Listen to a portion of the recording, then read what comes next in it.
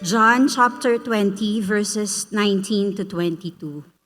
Jesus came and stood among them. He breathed on them and said, "Receive the Holy Spirit." Brothers and sisters, sometimes in life, fear and uncertainty makes us close the doors of our hearts. Yet even behind locked doors, Jesus is still finding a way to meet us. Gusto po ng Panginoon na mapalitan ang ating mga takot ng kanyang kapayapaan at bagong pag-asa. Isang mapagpalang umaga po sa inyong lahat. Welcome po sa Bulwagan ng Panginoon, PICC.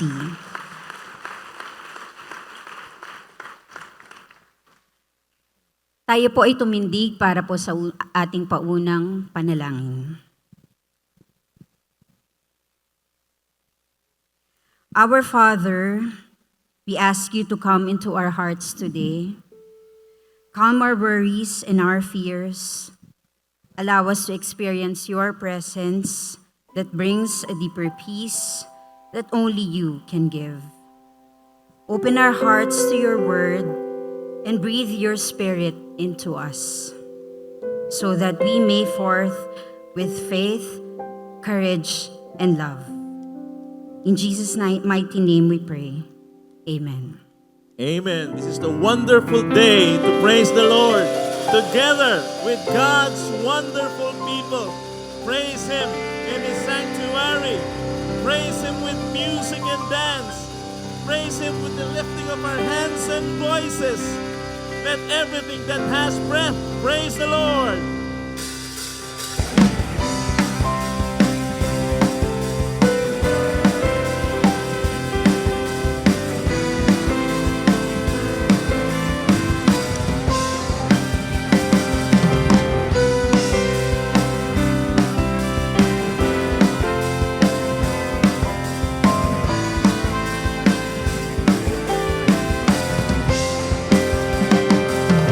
Praise Him in the sanctuary.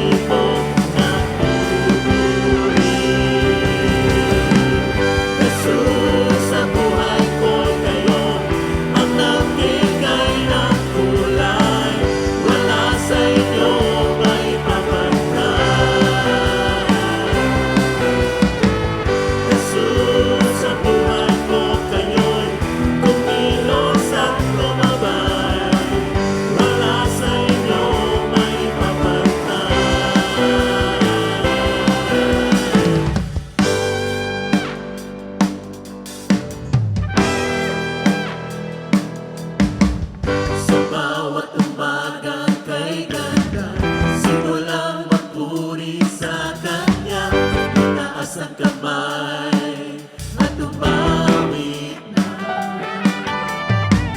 sa bawat araw na dumaraan. Panginoon, kayo ang dahilan sa lahat ng ligaya at bawat ngiti. Mula sa langit ko nagpupuri, mula sa langit ko nagpupuri. Jesus, sa buhay ko'y kayo ang nagbigay ng kulay. Wala sa inyo may pamantay. Jesus, sa buhay ko kayo'y kumilos at lumabay. Wala sa inyo may pamantay.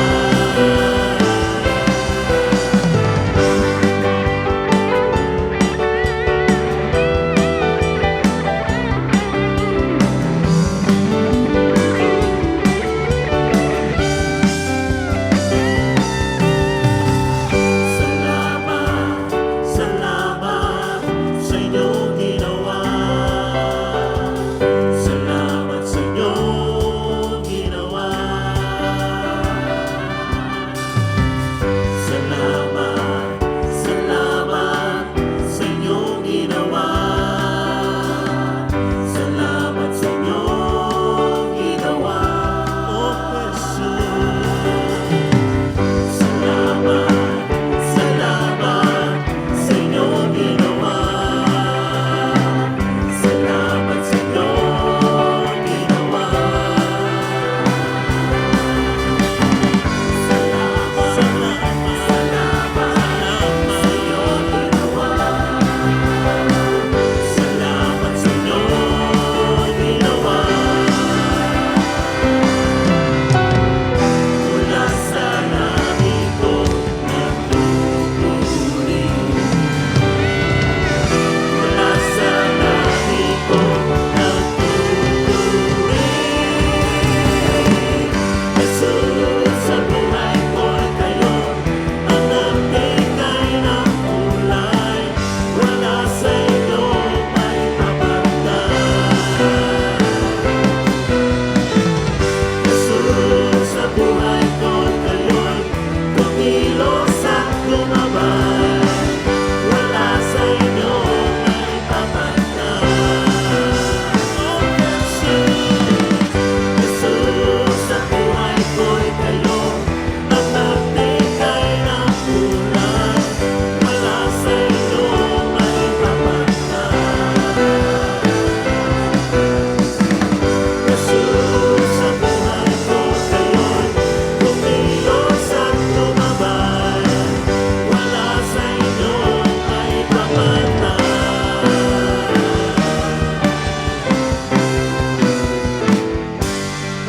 Sa Diyos ang papuri at lahat ng pasasalamat, Panginoon. Maraming salamat, Panginoon, sa layang ibinigay niyo sa amin para maihayag namin sa inyo ang taos-puso naming pasasalamat at papuri sa inyo. Maraming salamat po sa pagkilos sa aming kalagitnaan, sa inyong banal na spirito na pumupuno sa bulwagang ito, sa pumupuno sa aming puso na bulwagan ng pag-ibig ninyo. Kami po ay nagpupuri at nagpapasalamat sa patuloy na pagtuturo at pagtutuwid niyo sa amin. Salamat sa lahat ng mga ini-enjoy naming biyaya ninyo. At ngayon may ihahatid namin sa inyo ang lahat ng aming pasasalamat. Dahil kayo lamang po ang karapat-dapat na tumanggap ng lahat ng ito. Sa sandaling katahimikan, ihatid natin sa ating Panginoon ating mga personal na papuri at pasasalamat.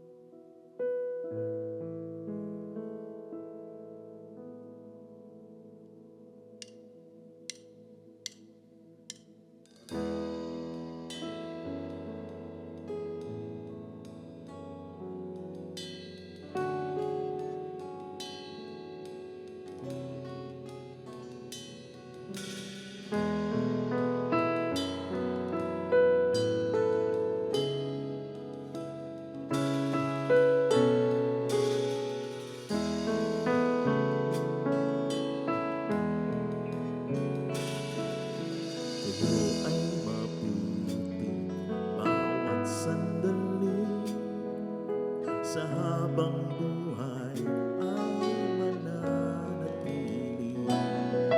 Hindi mapapawi o may kukubli, maging sa dilim ng gabi.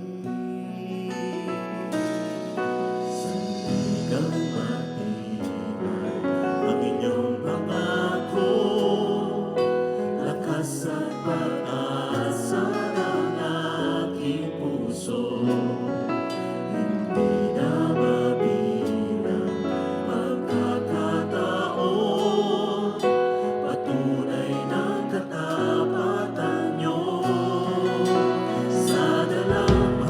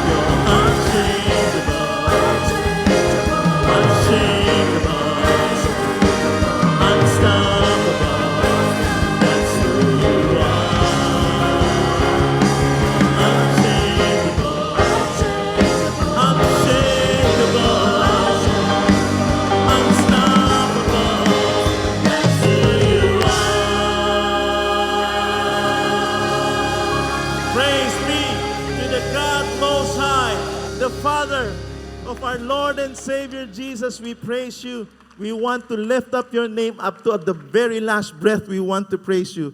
Panginoon, kami po ay nagpupuri at nag-uumapaw po ang aming puso sa galak sa panahong ito na kami binigyan nyo ng laya para po kami makapagpuri at makasamba at makapaghatid ng pasasalamat sa inyo.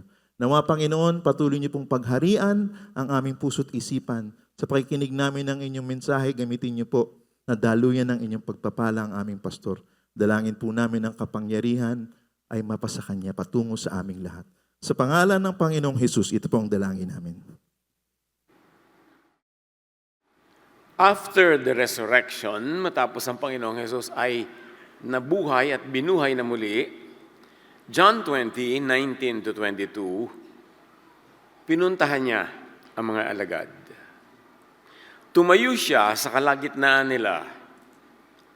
Sila'y hiningahan niya at sinabi, tanggapin niyo ang Espiritu Santo. Dalawang hininga. Salamat, Panginoon, sa hinga ng buhay. We thank you for the breath of eternal life. Nawa, Panginoon, sa sandaling ito, buksan niyo ang aming isip, papagliwanagin ang aming pangunawa, at mahigit pa naming mabatid ang napakahalagang mensahe ng breath of life. Breathe life into us, into our reading, into our understanding. We seek you, Father, in the name of your Son, Jesus. John 20, 19 to 22. Ano yung eksena? The disciples hide in fear. Dahil si Jesus ay dinakip, ipinako at namatay at inilibing. Jesus came and stood among them, and He speaks peace to them, reassures and gives them the mission to the world. Yun ang naganap. And then, He breathed on them and said, receive the Holy Spirit. Very dramatic, very solemn, very important to all time and places and people, even to us. So Jesus gives the resurrection breath. Tawagin natin itong pangalawang hinga. So merong unang hinga. Saan naganap ang unang hinga? Genesis 2:7. Then the Lord God forms the man and breathed into his nostrils the breath of, let's say, mortal life, to clarify it from eternal life. And the man became a mortal living being. Whenever we quote scripture and we insert a parenthesis with the words inside them, those are suggested further understanding or interpretation of the word. They are not part of the original words. Kumbaga, suggested serving para lalo nating ma-appreciate yung nuances. So then the Lord God forms a man and breathed into his nostrils the breath of life, and the man became a living being. Nakakita na ba kayo ng bagong panganak na bata? Suspense eh. Kasi yan ay bubuhatin patiwarik, hawak sa paa, tatampalin sa kanyang likuran, at kailangan siyang umiyak. Kailangan siyang huminga para ibig sabihin siya'y buhay. At napakalaking suspension. Tawagin natin yon na unang hinga. Yun ang unang hinga to receive mortal life. Kasi pagka hindi huminga, napaka mapanganib. Baka hindi magtuloy yung buhay na sana'y sinimulan nung siya isinilang. Tawagin natin ang pagtanggap ng hinga na yun na unang hinga. The breath in Genesis was the unang hinga. It was earthly life given to humans. Not yet the pangalawang hinga, the eternal life, na ibinigay ni Jesus after the resurrection. But don't ever think at this point that it was given only at the historical time after the resurrection, because the work of Jesus had always been retroactive. Ang pagpapakilala ay laging nasa sa panahon, sa lahat ng lugar, lahat ng dako, sa iba't ibang paraan. But that is another topic. Genesis 2, 8 to 9. Now the Lord God had planted a garden in the east, in Eden. And there he put a man he had formed. And according to the story, many trees grew there. But there were two special trees. At ngayon, magbibilang tayo ng puno, tulad ng nagbibilang tayo ng hinga o hininga. In the middle of the garden were the tree of life and the tree of knowledge of good and evil. Tawagin natin silang dalawang puno, tree 1 and tree A, hindi tree 2. So, para hindi tayo malito, let's picture this in our minds. Tatlong puno. Kasi iikot ang kwento natin sa dalawang hinga at tatlong puno. Puno A, hindi puno 1, is the tree of the knowledge of good and evil. Yan yung may bungang hindi dapat kainin, ipinagbawal na makain. At dahil hindi yan ang main character ng kwento, hindi siya 1 or 2. Dahil dalawa lang mamaya, ang katumbas ng breath 1 and 2, itong punong ito tawagin nating A, just for convenience. So, anong tawag sa kanya? Lakasan nyo naman. Kunwari eager na eager kayo sumagot. Kunwari challenging yung sagot na mahirap sagutin. A. Okay? So, siya yung kinain ng dalawa. Ngayon, merong tree number 2, which is actually in our counting, tree 1. The tree of life. The tree of eternal life, na dapat sana doon sila pipitas pero hindi sila doon pumitas. Ang pinitas nila yung A, na disqualify sila ito lang pumitas sa tree 1. Ngayon, merong number 3 na tree. At yan yung cross. Why? Because in the New Testament, in the original Greek, they call it tree, not cross. The word cross, English translation lang yun. At yung mga naging translation into Latin, even into Tagalog na krus, galing sa English translations or the other non-Greek translations. Pero tatlong puno ang pinag-uusapan. Ang totoo, the history of humankind and redemption goes from 3 to 3. Yung tatlo lang na yan. So, 3A, the tree of knowledge of good and evil. Itapat natin sa kanya yung breath na unang hinga, na pang mortal life lang. And then you have tree number 1, which is dapat for breath number 2, eternal life. Pero hindi nga dyan pumitas, kaya hindi nagkaroon ng eternal life, na-disqualify pa pumitas. Therefore, God sent Jesus. Napako sa tree number 2. Para buksan uli ang daan sa tree number 1 of eternal life at magkaroon ng breath number 2, the breath of life. Do we follow? Tatlo lang yan. Tandaan nyo, kasi magpapabalik-balik tayo dyan. Genesis 3, 6 to 7. When the woman saw that the fruit of the tree, when the woman saw that fruit, she was tempted. She took some and ate it.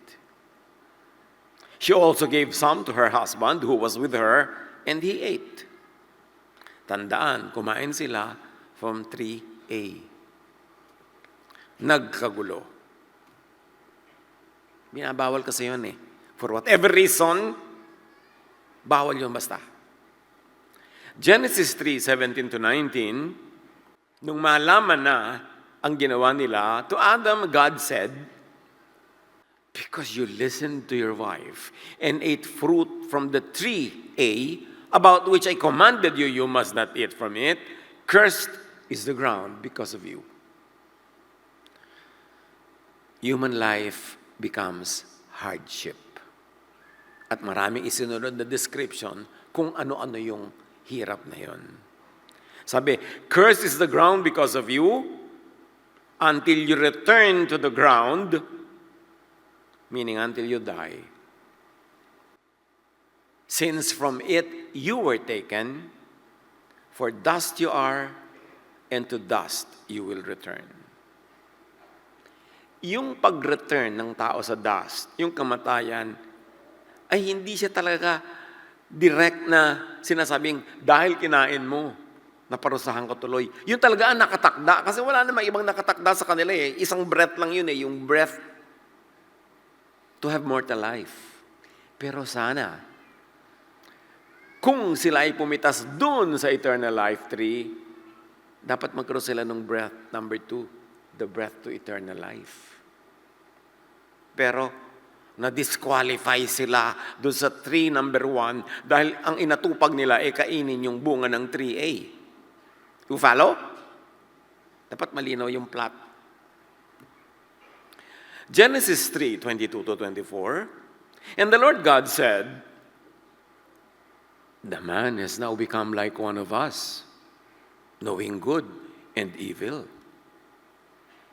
He must not be allowed to reach out his hand and take also, makapitas din, from the tree of life and eat and live forever.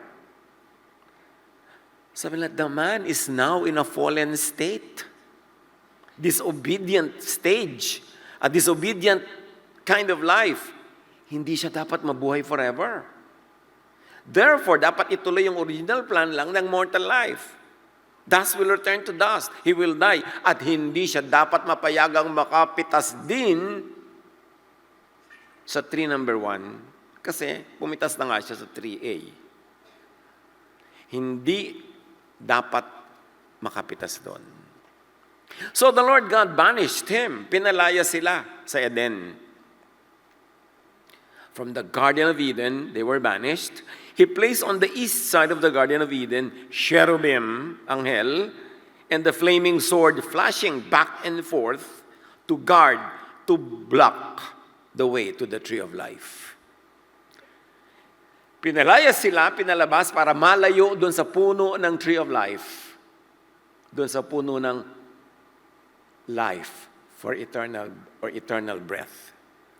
Hindi lang sapat yun, pinabantayan pa sa cherubim with a flaming sword, flashing back and forth.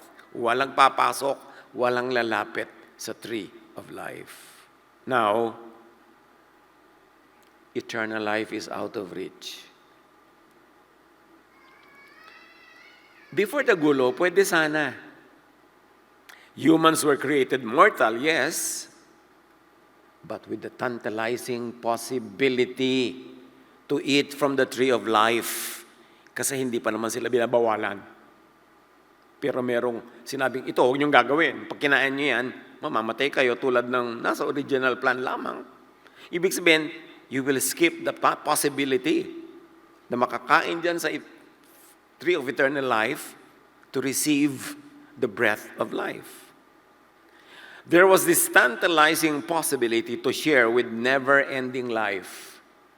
Pero sabi, hindi na dapat mangyari yan. How can they be given eternal life in this kind of disobedient state? But because they ate from the forbidden tree of knowledge of good and evil, humans would now die according to original plan. Luke 23:33-46. Balik tayo sa puno, number 2. The tree, the cross at Golgotha. When they came to the place called Skull, they crucified him there. Now, Jesus was crucified on the cross, which is really called tree. 1 Peter 2:24, he himself bore our sins on the tree. And remember, this is tree number 2. Acts 5:30, the God of our fathers raised Jesus, whom you have killed by hanging him on a tree. Back to the cross, the other criminal said, Jesus, remember me when you come into your kingdom. Kingdom ang sinabi niya, ha? Jesus answered, I tell you, today you will be with me in paradise. Ba't hindi niya sinabing in the kingdom? Because Jesus was referring to the Garden of Eden, where the tree of life became bawal puntahan. Now that Jesus in this tree of life, tree number 2, Sabi nung naniniwala sa kanya, dalhin mo ko sa iyong kingdom. Sabi niya, ngayon din, dadaling kita sa paraiso. We will travel back in time to that Garden of Eden, where the tree of life was denied, and now, through faith in me, and represented by this cross, by this tree of life, I will take you to eternal life. You can now eat of the fruit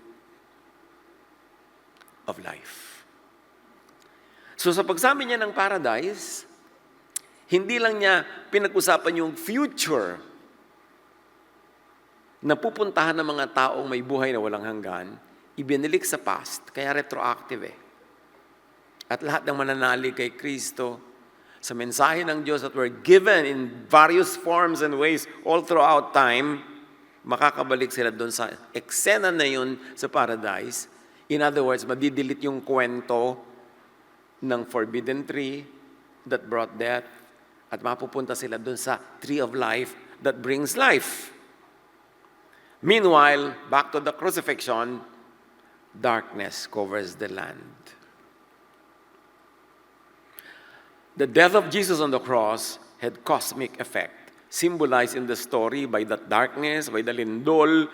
Bumuka ang mga libingan, naglabasan ang mga bangkay doon at nabuhay na muli. It was so universal, so cosmic, so tectonic, that you would know that something of universal importance happened on the second tree on the cross. History is rewritten. Meron pang nangyari, the veil closing off the Holy of Holies in the temple is torn from top to bottom.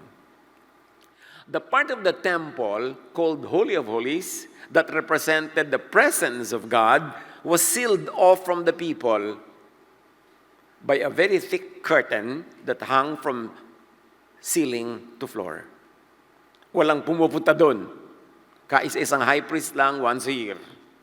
Pag meron pa siyang mga mali, mamamatay siya bigla. So, nung namatay si Jesus, napilas ang kortinang ito mula taas hanggang baba. Ibig sabihin, wala nang harang patungo sa presensya ng Diyos who is eternal. In fact, very symbolic, yung anghel na humaharang sa pagpunta sa tree of life could very well symbolize that curtain or they are one and the same. Natanggal yung anghel na nagbabawal, nabuksan yung kurtina, now grace is available. Eternal life becomes available through the work of Jesus. Jesus called out with a loud voice, Father, into your hands I commit my spirit. When he had said this, he breathed his last. So mga puno at mga hinga actually, ang hinge ng kasaysayan of redemption. At the cross, actually called tree, it appears that death had won. John 21-18, matapos si Jesus ay nabuhay, early on the first day of the week, the tomb was found empty. Walang laman ang libingan. Now Mary stood outside, crying. Jesus said to her, Mary. She turned toward him and cried out, Teacher! Jesus said, Go to my brothers and tell them, I am ascending to my Father and your Father, my God and your God. Now we have become family. My Father is your Father. My God is your God. Where I'm going, you are going. Hindi na kayo babawalang lumapit sa Tree of Life. Hindi na kayo haharangang lumapit sa Holy of Holies. Now we are family. Because to those who believe in Jesus, He gave the right to become children of God. So Mary Magdalene went to the disciples. I have seen the Lord. And she reports his message. In the upper room where the disciples hid in fear, John 20:22, Jesus came and breathed on them and said, "Receive the Holy Spirit." Ang pangalawang hinga. Yung unang hinga para sa mortal life, ang pangalawang hinga, eternal life, earned by Jesus for all who believe. Romans 8:11, God raised Jesus from the dead. The Spirit who raised Jesus will also give life to those in whom He lives. So ang Espiritong nagbigay buhay kay Jesus ay Espiritu yung magbibigay buhay din sa lahat ng nilalang na tinatahanan ng Espiritu ni Jesus. Unang hinga sa creation gives life on earth. Pangalawang hinga sa resurrection gives life in eternity. Dalawang hinga, dalawang puno. Ang ganda-ganda ng parallelism.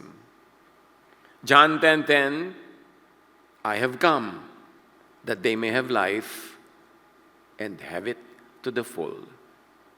Hindi lang earthly life, kundi heavenly life din. Hindi lang heavenly life, kundi earthly life din. Yun ang ibig sabihin ng full life. Kaya si Jesus, hindi lang siya concerned about, may sakit po ako, o magtiis ka, sa langit ka nalang bumawi. No, may sakit ka, pagagalingin na kita ngayon. Sabat po, kahit sabat pa. Kasi may sakit ka, you must have a full life. Pagagalingin na kita ngayon. Yun ang full life. Future, past, and present. Eternal. Yun ang effect ni Jesus. Kaya sabi niya, today I will bring you to paradise. Not only to heaven, kasi yung concept ng heaven, parang future pa yun pag namatay ka na eh. Pero yung paradise, babalik ka pa sa past. Ire-rework, buburahin, ide-delete yung pagkakamali sa 3A para makalapit ka sa 3.1 through 3.2. Nagbibilang pa yung iba yata, 3 puno lang. 3 lang eh.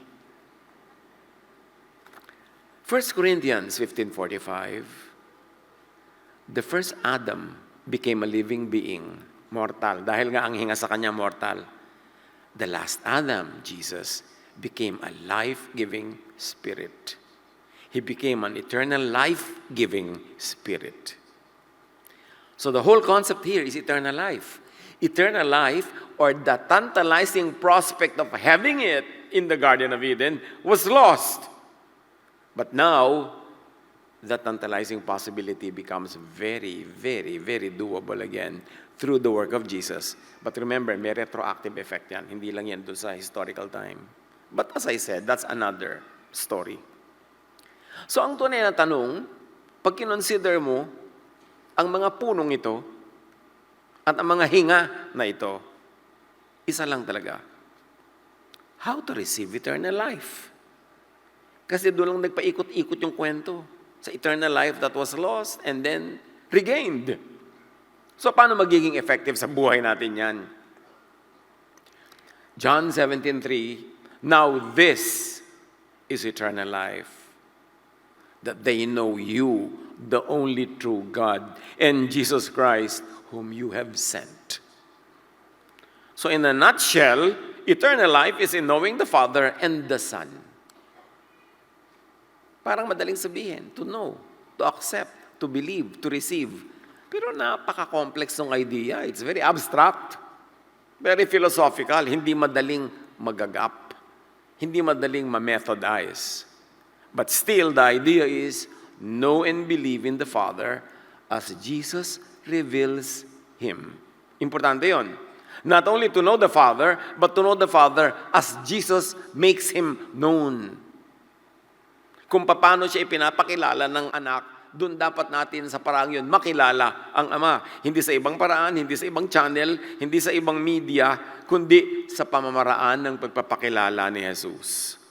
John 11:25, Jesus said to her, I am the resurrection and the life. The one who believes in me will live even though they die beyond physical death, sa kabilang buhay. Those who believe in me will live beyond physical death, kahit mamatay ang katawan na yan, at mabubuhay sila maging sa kabilang buhay. So believe in Jesus, in His person, teachings, and deeds.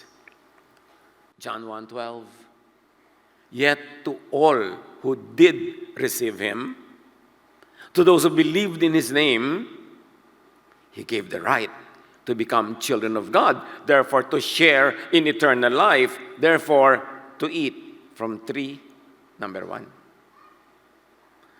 Pag naniwala ka kay Jesus, binibigyan ka ng karapatan na maging anak ng Diyos, to share in eternal life, therefore to eat from the tree which was forbidden, but now made available again. John 5:24, very truly I tell you, whoever hears my word and believes Him who sent me has eternal life. Pabalik-balik siya, believe me and the Father. They will not be judged, but has crossed over from death to life. Some find Jesus' words in John too abstract. Parang abstract painting, hindi laging madaling maintindihan. So Jesus Himself made them very practical. Matthew 19:16-22. A man came up to Jesus and asked, Teacher, what good thing must I do to get eternal life? Ang ganda ng tanong, the most important question. What should I do to get eternal life? What good thing should I do? Hindi niya sinabing, what thought should I understand? What philosophy must I unearth? What religion should I join? What ritual must I do? Hindi yun ang tanong. Very practical, para understandable and doable. What good thing must I do to get eternal life? Jesus replied, if you want to enter life, keep the commandments. Pero parang bugtong pa rin eh. Kasi ang daming commandments. Which ones? Sabi ng rich man, he inquired. And then Jesus replied, narrowing down the list almost to manual form. You shall not murder. You want to enter eternal life and you're asking what good things should you do to enter eternal life? Eto, you shall not murder. You shall not commit adultery. You shall not steal. You shall not give false testimony. Honor your father and mother, and love your neighbor as yourself. Oh, mahirap pa ba yan maintindihan? Wala ka ng bugtong na sosolven, puzzle na lulutasin. Wala ka ng philosophy ng hahalukayin. Ayan na, manual na, step 1, 2, 3, 4, 5, 6. Sabi niya, itong gawin mo, and you will have eternal life. Remember, si Jesus na nagsasabi nito, huwag na kayong mag-imbento ng ibang tatanungin o ibang hahanapin o ibang sagot. Si Jesus na yung sumagot. Huwag na kayong lalayo dito. Kung talaga naghahanap kayo ng eternal life. All this I have kept, the young man said. What do I still lack? Jesus answered, if you want to be perfect, go. Sell your possessions and give them to the poor, and you will have treasure in heaven. Then come, follow me. That's the highest point. Sabi ni Jesus, follow me. Don't only believe in what I say, but do what I do. What does Jesus do? He loves people. He heals the sick. He feeds the hungry. He accepts the outsiders. He forgives the fallen. He picks up those who are downtrodden. Sinasali niya mga puwera, ina-uplift niya yung mga kinakawawa ng iba, pinapakain niya mga gutom, pinapagaling niya may sakit. Sabi niya, follow me, do this, at ano mangyayari? And you will have the eternal life you are asking for. Hindi ritual, hindi formula prayer, hindi membership in any organization, hindi uniform, hindi damit, hindi set of beliefs, hindi statements of faith. Sabi ni Jesus, do this. At masasagot ang tanong mo, you will have eternal life. When the young man heard this, he went away sad, Because he had great wealth. Ang yaman ni sayang. Nalungkot siya, umalis. We don't know if he changed his mind somewhere along the line kasi hindi na isinama sa kwento. Pero sana, nagbago siya ng isip at naisip din niya yung siya ang nagtanong, siya yung sinagot, di sundin niya yung sagot. So how to have eternal life daw? Jesus' answers unfolds in 2 steps. Keep the commandments. Jesus listed. Nilista na, nilimit na, inilagay na lang doon sa doable. Huwag ka na mag-imbento ng iba kasi si Jesus na ang sumagot. Live a life of righteousness and love. Kasi pag kinuha mo yung common denominator na lahat ng sinabi ni Jesus na gawin, it boils down to loving people. Huwag kang magnakaw, huwag kang mandaya, huwag kang magtaksil sa iyong asawa, huwag kang magsinungaling, do not deceive people, honor your father and your mother. It really is about loving others.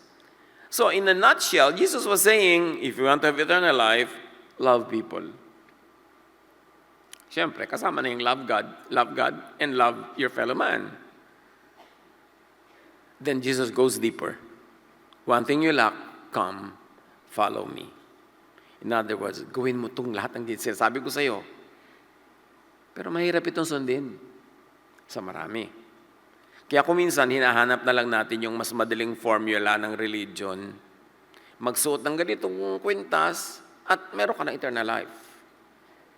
Magsuot ng ganitong kulay sa ganung araw. Magmiyembro dito, magmiyembro doon. Gumawa ng ganitong ritual. Pero hindi yun ang sagot ni Jesus. Sabi niya, do this, love people, follow me in loving people. John 1:18, no one has seen God, but the one and only Son has made Him known. Walang tunay na nakakilala, nakakita sa Ama, kundi ang Anak. Kaya kung meron tayong sagot na kailangan, kay Jesus natin kunin, wag kung kani-kanino. Siya ang tunay na nakakaalam ng daan dahil siya ang daan. God's clearest communication is through the Son. Filter everything through Jesus para hindi ka maligaw. Acts 17:25, He Himself gives everyone life and breath and everything else. Earthly life is given but temporary, therefore it must be lived wisely. So dalawang life ang pinag-uusapan natin, earthly and eternal. Given by the mortal breath and the eternal life breath. Both lives are precious.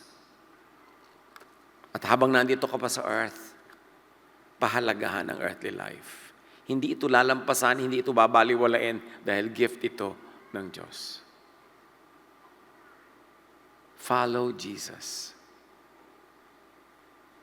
Leave the false shepherd. Leave darkness. Leave death.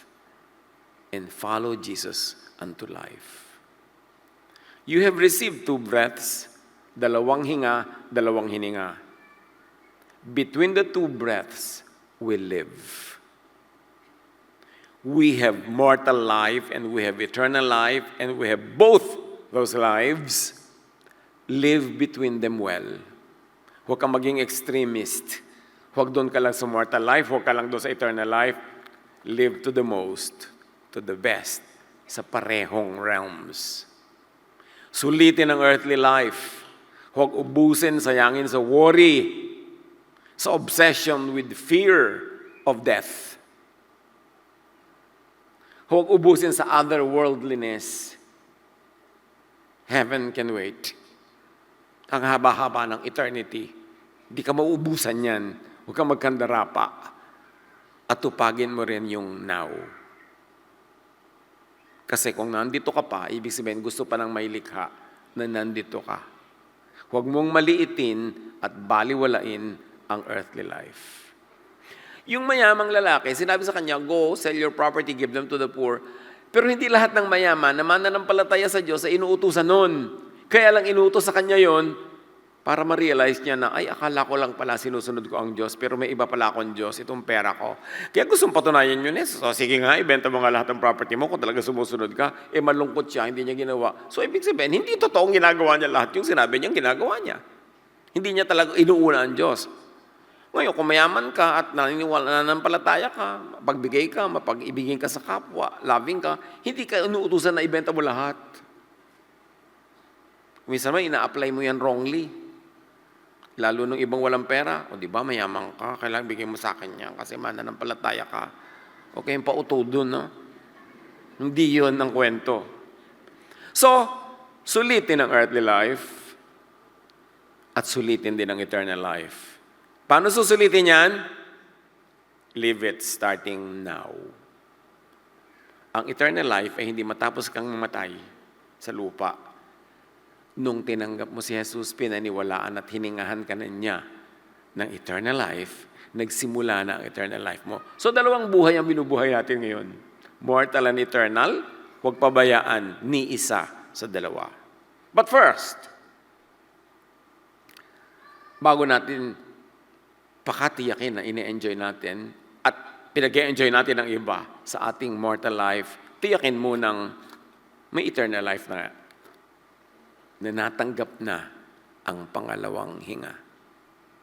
Dalawang puno, dalawang hinga, diyan lang umiinog ang ating buong redemption. Ang buong kahulugan ng buhay. I came that you might have life and have it to the full. Use your breath well. Huwag magsasayang ng sandali. Lalo huwag kakasaya ng chance to be good, to be kind, to be loving. Dahil yun ang sinabi ni Jesus, follow me. With every breath, minimize pain, maximize joy, do the most good. Sabi ni Jesus, I am the resurrection and the life.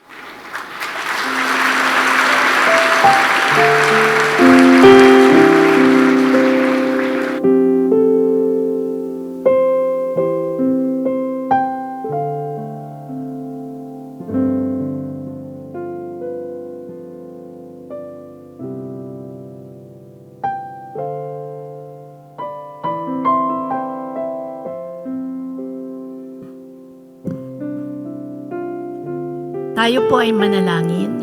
Aming Ama sa langit, maraming salamat po dahil tinanggap po namin mula sa inyo ang hininga ng buhay. Lord, napakabuti mo sa amin. Although Lord, nagkasala si Adan, pero binigyan mo po kami ng tuloy-tuloy na hininga ng buhay. This is the gift of eternal life. Lord, thank you that we can receive eternal life with you through faith, through the Holy Spirit that we receive right now. Panginoon, marami pong salamat dahil sa lahat ng ito, ang lahat ng mga ginagawa mo, Panginoon, para sa amin ay tunay na magagawa po namin. Patuloy, O Diyos Lord, na sangkapan mo po kami ng iyong liwanag, ng iyong salita, nagagabayan po kami ng banal na Espiritu Santo sa araw-araw ng aming buhay. Huwag po kaming magsayang at huwag po kaming mamilit kung ano po yung mali, kundi alam po namin ang tama, good from evil. Lord, gabayan mo po ang bawat isa po sa amin na ang hininga ng buhay ay napakahalaga na regalo mo para sa amin. Ama, sa patuloy po namin na pakikipag-ayos, Panginoon, sa iyo, tanggapin mo po, Ama, ang lahat ng aming mga handog na ito na nagmumula sa aming mga puso. Ito po, Diyos Lord, ay galing sa aming puso na nagbibigay ligaya at galak mula sa iyo. Salamat, Panginoon.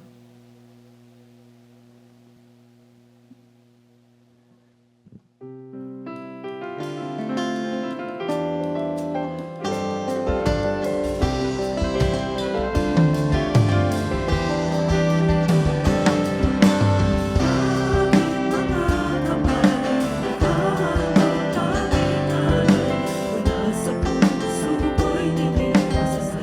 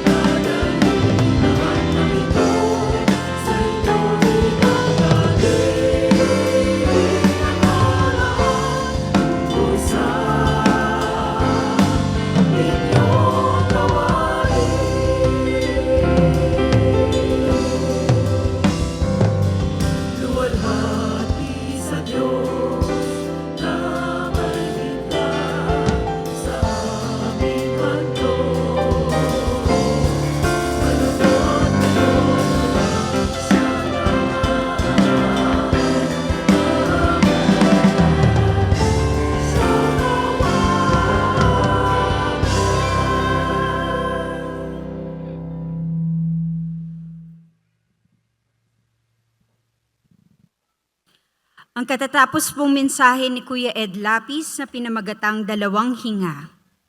Kaninang 8 a.m. Jesus Celebration po, ibinahagi ni Kuya Ed ang mensaheng may pamagat na Dalawang Puno.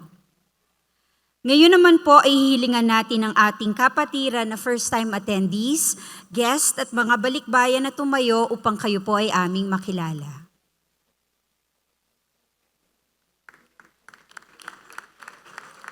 Nagagalak po kami na kayo ay aming nakasama sa umagang ito. Pagkatapos po ng ating pagtitipon ay magkita-kita tayo sa lobby. Sasamahan po kayo ng ating mga usherette sa Day by Day Mabuhay Lounge. Tayo po ay magsama-sama sa Grand Bulwagan ng Panginoon one Sunday every month. Sa iba pong mga linggo at iba pang mga araw, tayo po ay inaanyayahang dumalo sa ating mga mini-bulwagan worship gatherings. Maaari po tayong kumuha ng kopya ng mga detalye at schedules sa mga mini-bulwagan sa ating paglabas.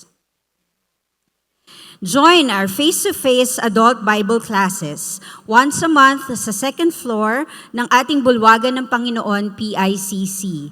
8 a.m. at 10 a.m. ang oras ng ating klase. Maaari din po tayong dumalo sa Jesus Nest series. Maaari din po sa kaliwanagan classes para sa mga gusto ng deeper lessons at interested to join a ministry. Para naman po sa ating mga peer groups tulad ng youth, men, women at seniors, tatalakayin po ang paksang Become the Better You. Ang ating children's Bible classes, 8 a.m. at 10 a.m. ang mga oras ng klase sa second floor ng ating bulwagan. Level 1 para sa 4 to 7 years old, Level 2 naman po 8 to 12 years old, at Level 3, 13 to 16 years old.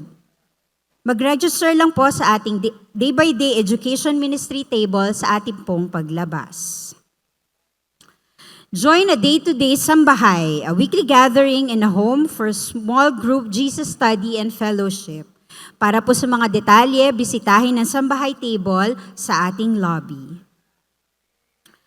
Para naman po sa mga ikakasal at balak magpakasal, meron po tayong day-by-day kasalan seminar sa darating na March 21, Sabado, 1 a.m. to 5 p.m. sa Day-by-Day Center sa Calhoun, Makati.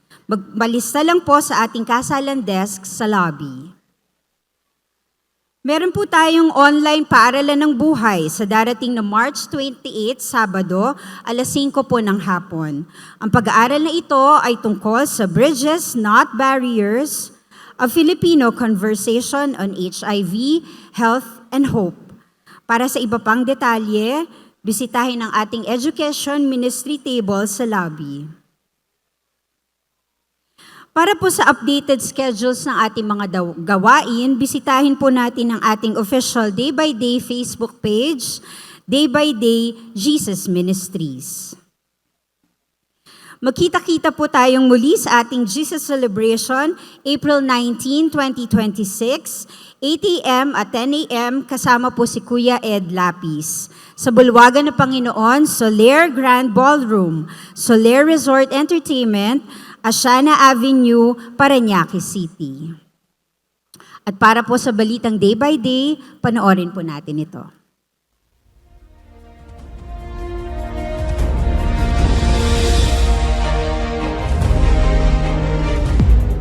Noong March 7, muling nagkita-kita ang ating mga day-by-day pastors upang makapag-fellowship.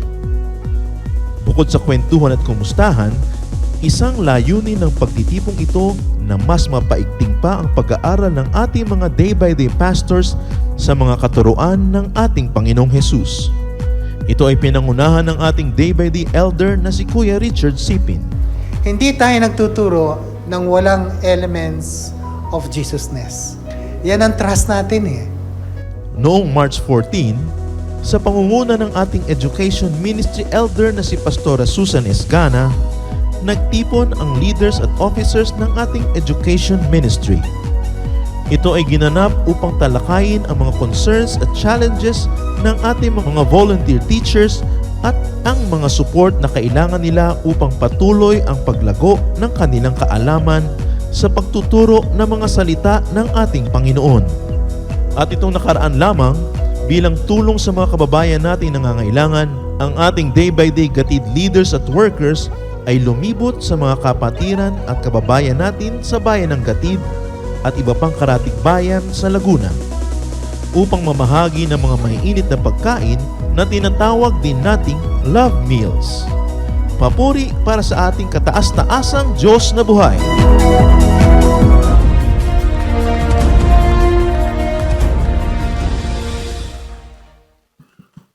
Let us all stand for our closing prayer. At sa ating pagtayo, kagaya ng ating ginagawa, huwag kalimutan na pabaunan ng warm smile yung mga katabi ninyo. Pagpalain nyo ang isa't isa ng pagbati, ng ngiti at pagpapala bago tayo magsara sa panalangin. Batiin nyo pati yung mga nasa taas. God bless you mga kapatid. Let us pray. Father, thank you for your love. Thank you for today's message. Thank you for the light that you have shown us. Thank you for sharing paradise to all of us. Salamat po at muli niyong binuksan ang paraiso sa aming buhay sa pamamagitan po ng inyong hininga. Your breath give us life. Your breath give us strength. Hope for life. And again, Lord, maraming pong salamat sa lahat ng inyong mga pagpapala na ito. Mga kapatid, sa ilang saglit ng panalangin, itaas nyo rin sa ating Panginoon ang inyong mga kahilingan. Lift up to the Lord in some moment of silence your petitions, your requests, knowing and believing that the Lord answers our prayer.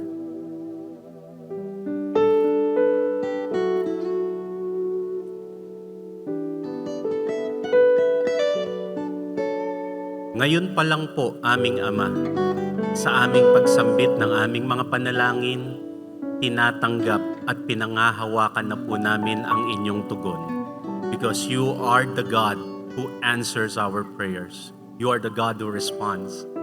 Ngayon pa lang po, salamat Ama sa lahat ng inyong katugunan sa aming mga hiling, sa aming mga itinataas sa inyo. Mga kapatid, sumainyo ang kapayapaan ng Panginoon, sumainyo ang kanyang kapahingahan. Pagpalain kayo lagi ng bagong sigla sa buhay, pagpalain kayo ng linaw ng isip at lakas ng loob. At sama-sama bilang iisang pamayan ng day by day, tayo ay patuloy na hayo at tutungo sa landas na inilaan sa atin ng ating Panginoon. Itong lahat ay sama-sama nating itinataas, dinadalangin at pinapagpasalamat sa pangalan ng Panginoong Yesus.